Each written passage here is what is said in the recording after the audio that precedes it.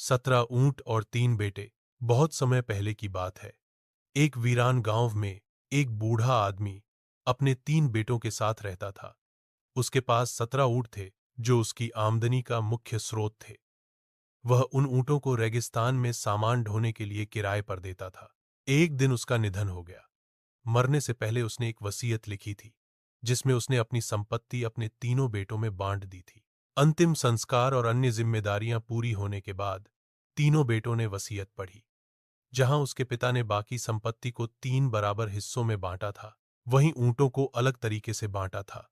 चूंकि 17 एक विषम और अभाज्य संख्या है, इसे बराबर हिस्सों में बांटना आसान नहीं था। वसीयत के अनुसार बड़े बेटे को 17 ऊंटों में से आधे आज हाफ ऊंट मिलेंगे, मंझले बेटे को 1/3 आड और सबसे छोटे बेटे को 1/9 आज हाफ ऊंट मिलना था।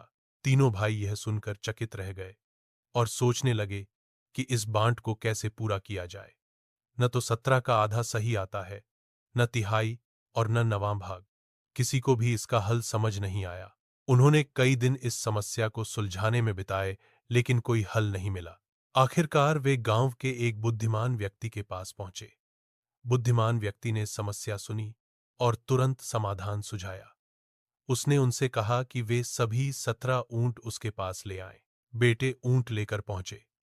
बुद्धिमान व्यक्ति ने अपने पास से एक ऊंट और जोड़ दिया, जिससे कुल ऊंटों की संख्या 18 हो गई। अब उसने वसीयत पढ़ने को कहा। बड़े बेटे को मिला 18 का आधा इक्वल्स 9 ऊंट अब बचे। 18 9 इक्वल्स 9 ऊंट मंझले बेटे को मिला। 18 का 1/3 6 ऊंट अब बचे। 9 6 इक्वल 3 ऊंट छोटे बेटे को मिला। 18 का 1/9 हिस्सा इक्वल 2 ऊंट कुल बांट। 9 जिया 1 6 1 2 इक्वल 17 ऊंट। अब वह एक ऊंट जो बुद्धिमान व्यक्ति ने जोड़ा था, उसे उसने वापस ले लिया। इस तरह बुद्धिमान व्यक्ति ने अपनी समझदारी से समस्या का हल निकाल लिया। सीख: बुद्धिमानी का मतलब है किसी समस्या को सुलझाने के लिए एक सामान्य और रचनात्मक रास्ता निकालना। हर समस्या का हल होता है, बस सोचने का तरीका सही होना चाहिए।